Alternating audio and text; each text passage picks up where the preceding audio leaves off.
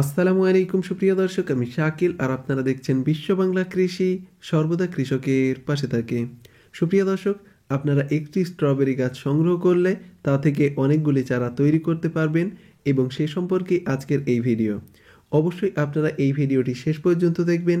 আর বিশ্ব বাংলা কৃষি চ্যানেলে যদি আপনি নতুন হয়ে থাকেন তাহলে অবশ্যই চ্যানেলটি সাবস্ক্রাইব করবেন আর পাশের নোটিফিকেশন বেলটি অন করে দেবেন। তো চলুন সুপ্রিয় দর্শক, শুরু করা যাক। প্রথমেই চারা তৈরি করার জন্য মাটি প্রস্তুত করতে হবে। এজন্য আমি এখানে 3 ভাগে 3টি উপাদান ব্যবহার করছি। প্রথমটা হচ্ছে গোবর সার, এটা 1 বছর পুরনো লাগবে। আর আমি ধানের তুষ ব্যবহার করছি। এর মধ্যে যে কোনো একটি উপাদান যদি না থাকে তাহলে সেটা ব্যবহার করার প্রয়োজন নেই। এবং সর্বশেষ যে উপাদান, এটা হচ্ছে মাটি। এই 3টি উপাদানকে খুব ভালোভাবে মিশিয়ে নিতে হবে। সবচেয়ে ভালো হয় আপনি যদি এই 3টি উপাদান ব্যবহার করেন, আর যদি সবগুলি না পান তাহলে গোবর সার এবং মাটি সমান পরিমাণ নেওয়ার চেষ্টা করবেন। কারণ এই দুটি উপাদান প্রয়োগ করলে আপনার গাছ খুব হেলদি হবে এবং গ্রোথটা ভালো হবে। সবগুলি মিশিয়ে নেওয়ার পর এটা রেডি হয়ে গেছে। এবার একটা ছোট টবে এই মাটিটাকে ভর্তি করে নিতে হবে। যেমন আপনি 4, 5 বা 6 ইঞ্চি টবে এই মাটি ভরাট করে নিতে পারেন। আমি এখানে 4 ইঞ্চি টবে মাটি ভরাট করে নিয়েছি। এবার জানতে হবে কিভাবে স্ট্রবেরির চারা তৈরি করতে হবে। আপনাদের একটা জিনিস জানতে হবে, অক্টোবর থেকে নভেম্বর এই সময়টা স্ট্রবেরি গাছ থেকে প্রচুর পরিমাণে রানার বার হয়। আর এই রানার থেকে খুব সহজেই চারা তৈরি করা যায় এবং এই ভিডিওর মূল উদ্দেশ্য হচ্ছে স্ট্রবেরি গাছের রানার থেকে চারা তৈরির পদ্ধতি। এবং এই চারাতে পর্যাপ্ত পরিমাণে ফল হয় এবং আমার কাছে যতগুলি গাছ আছে সবগুলি রানার থেকে তৈরি চারা। সুপ্রিয় দর্শক, এই রানারটি মাটিতে বসিয়ে রাখা একটু কষ্টকর, এজন্য আমি একটা অ্যালুমিনিয়ামের তার বেঁকিয়ে হুকের মতো ব্যবহার করছি। এভাবে মাটির সাথে এটা লেগে থাকবে আর এখান থেকে শিকড় বার হবে। আর 15 থেকে 20 দিনের মধ্যে এই চারাটি রেডি হয়ে যাবে, অন্য জায়গায় প্রতিস্থাপন করতে হবে। এরপরে আমি পানি প্রয়োগ করে দিচ্ছি। আর একটা বিষয় লক্ষ্য রাখতে হবে, এই উপরের মাটিটা যখন শুকিয়ে যাবে তখন পুনরায় পানি প্রয়োগ করতে হবে।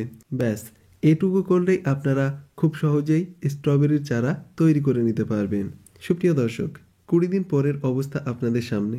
কিছু শাকের চারা বার হয়েছে এই টবটিতে। আমি সব চারা এবং আগাছাগুলিকে এই টব থেকে সরিয়ে দেব। সুপ্রিয় দর্শক, এরপরে রানারটি কেটে আলাদা করে নিতে হবে এবং আমি তারটা খুলে নিলাম। আমি রানারটাকে কেটে চারাটাকে আলাদা করে নিচ্ছি। এরপরে এই চারাটিকে অন্য একটি বড় টবে প্রতিস্থাপন করতে হবে। তারপরে কিছুদিনের মধ্যে এই গাছে প্রচুর পরিমাণে ফল পাওয়া যাবে। সুপ্রিয় দর্শক, আমি এখানে 10 বাই 8 ইঞ্চি একটি টব নিয়েছি। এই টবটি আদর্শ স্ট্রবেরি চাষের জন্য এবং এখানে যে মাটি দেখতে পাচ্ছেন, আমি চারা তৈরির ক্ষেত্রে যে রেশিওগুলো ব্যবহার করেছি, এই গাছটি রোপণ করার জন্য আমি সেম রেশিও ব্যবহার করেছি। আমি 3টি উপাদান খুব ভালোভাবে মিশিয়ে নিয়ে এখানে ব্যবহার করছি। আপনারা ঠিক এই পদ্ধতিতে মাটি তৈরি করবেন, তাহলে গাছগুলি মরার একেবারে ভয় থাকবে না এবং পাতা পোড়া বা অন্যান্য রোগের আক্রমণ থেকে আপনার গাছকে রক্ষা করতে পারবেন। কারণ মাটি হচ্ছে মেন জিনিস গাছ রোপণ করার। সুপ্রিয় দর্শক, এই চারাটি রোপণ করব। আমি মাটি ভরাট করে নিয়েছি। এবার আমি এই মাঝখানটিতে একটি গর্ত করে নেব। আর এখানে একটা বিষয় আপনাকে লক্ষ্য রাখতে হবে, টবে যখন স্ট্রবেরি গাছ রোপণ করবেন, একটা বিষয় লক্ষ্য রাখলেই আপনি প্রচুর পরিমাণে ফল ধরাতে পারবেন। এর সাথে গাছও খুব হেলদি থাকবে। গর্ত করা কমপ্লিট। এবার আমি এই টব থেকে স্ট্রবেরির চারাটিকে বার করে নেব।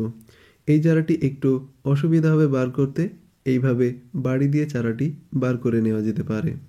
এরপর আমি এই চারাটি প্রতিস্থাপন করব। দেখুন, আমি টবের উপরের লেভেলে এই চারাটিকে রেখে দিয়েছি, কারণ এইভাবে যদি চারা রাখা হয় তাহলে চারাটি অত সহজে মারা যাবে না এবং কোনো ফাঙ্গাসের আক্রমণ এটাতে হবে না।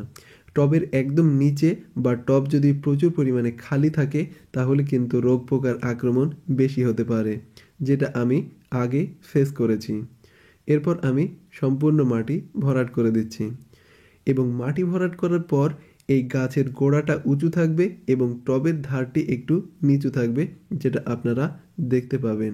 দেখুন, আমি টবের পাশগুলিতে মাটি একটু বেশি চেপে দিচ্ছি এবং এর উপরের অংশটা উঁচু থাকছে, ঠিক একটি ঢিপির মতো। এইভাবে আপনাকে স্ট্রবেরি গাছ রোপণ করতে হবে। সুপ্রিয় দর্শক, রোপণ করার পর অবশ্যই পানি প্রয়োগ করতে হবে।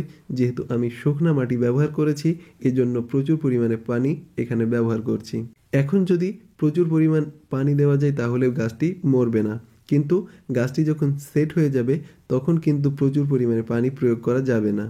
স্ট্রবেরি গাছে যদি প্রচুর পরিমাণে পানি প্রয়োগ করেন তাহলে ফাঙ্গাস অ্যাটাক হতে পারে, যেটা আমি আগে ফেস করেছি, এবং এর কারণেই মেনলি পাতা পুড়ে যায়, যেটা আপনাদের প্রচুর পরিমাণে কমেন্ট আসে।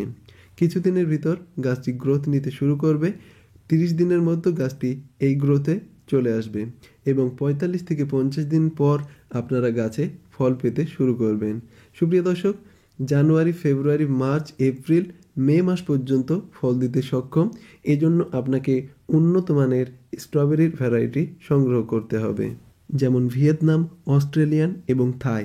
এই ভ্যারাইটিগুলো আপনারা কালেক্ট করতে পারেন, খুবই ভালো। সুপ্রিয় দর্শক, এখানে যে ফলটি দেখতে পাচ্ছেন এটা অস্ট্রেলিয়ান এবং এই ফলের সাইজটা প্রচুর পরিমাণে বড় হয়।